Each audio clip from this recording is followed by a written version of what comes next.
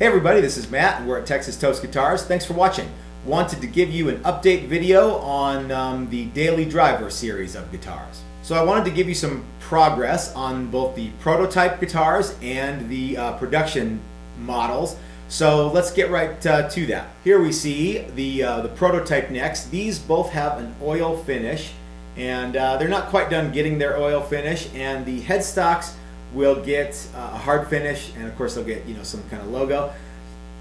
But what I wanted to show you was when you use vertical grain, you get some really cool kind of, it's not really figure, but it's not really not figure either. It's just the way that when you use vertical grain lumber like that, it just kind of can pop out. This one has not quite as much, but it's still really cool.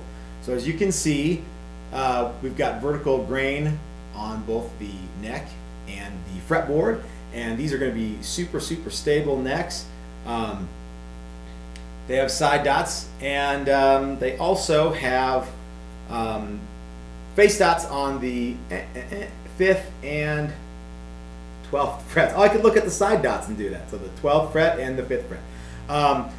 If you want to have more face dots than that, okay, we can put them on there. I think this looks cool, and I never see those anyway, so anyway. These two prototype necks are going to be fitted with the Spurzel trim lock locking tuners. And as a matter of fact, I like those tuners so much, and I like the people at Spurzel so much, that I'm going to offer those as standard equipment on all of the Daily Driver necks. If you want a guitar neck with a different set of tuners, that's no problem. Just let me know. And we can make the whole size in the fretboard, make the whole size in the headstock, the right one to match the tuners that you like. Let's talk a little bit about finish work on the bodies. Here is the Swamp Ash prototype body that we did. If you haven't seen all the videos, the reason that these are prototypes is they have a standard control and pickup layout. The production guitars will have a slightly different cavity for pickup because the bridges that we're going to be using have a straight up and down pickup slot. Go back and watch that video if you want. And we have enlarged the neck pickup area so that we can put different pickups in that. I'll get to that here in just a second. But this is the Swamp Ash body, and here is the Northern Hard Ash version of the same guitar. Notice that it is oriented the same way. While we were doing this, oh yeah, and this has that forearm contour. So while we were doing this, we didn't know what we were going to be able to source for ash, and so we tried a couple different things. This Northern Hard Ash body is considerably heavier than the Swamp Ash. And you can do a handful of things to make it a little bit lighter, but it's always going to be heavier. So we have decided that, and actually that looks pretty cool, but I still think that this guy looks even cooler. So, because these are prototypes, it doesn't matter, but we've decided to standardize on the Swamp Ash body for the production guitars. So, Swamp Ash is what everybody wants anyway. And it's certainly quite a bit lighter than the Northern Hard Ash. And I think that when you're using this amber color, it seems to, I don't know, it takes the stain better. Looks a little more authentic, I guess you could say. So, our cost on the Swamp Ash is about $30 more than our cost on the Northern Hard Ash. But it just seems like a no-brainer to just use this. So while the price of the standard model will remain the same, the standard wood has been upgraded to always be Swamp Ash.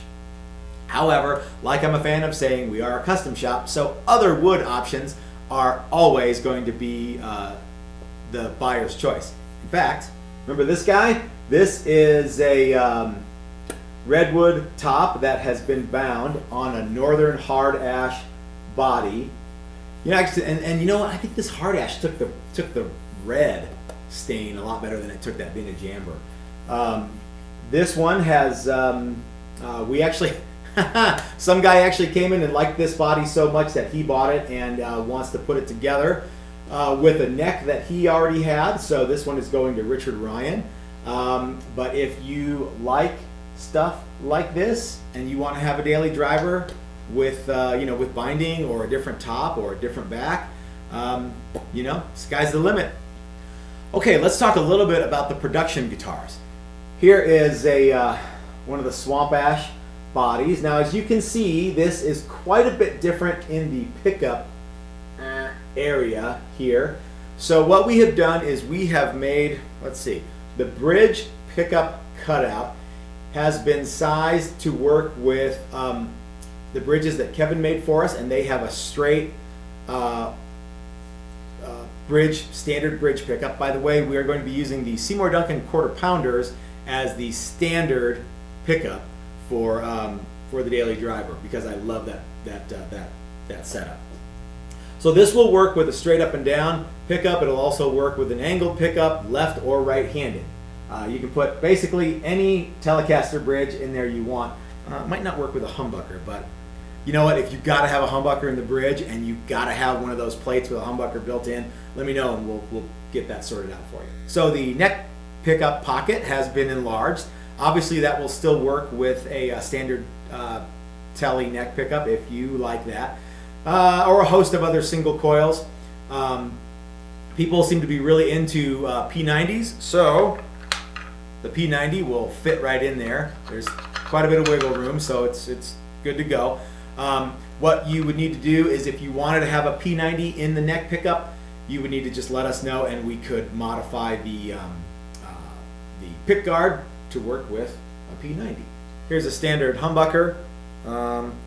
As you can see, it will also fit in that cavity. I can't imagine there's too many pickups that won't fit into this cavity, but if you can find one that won't, please let us know, and we'd be happy to enlarge this for your guitar.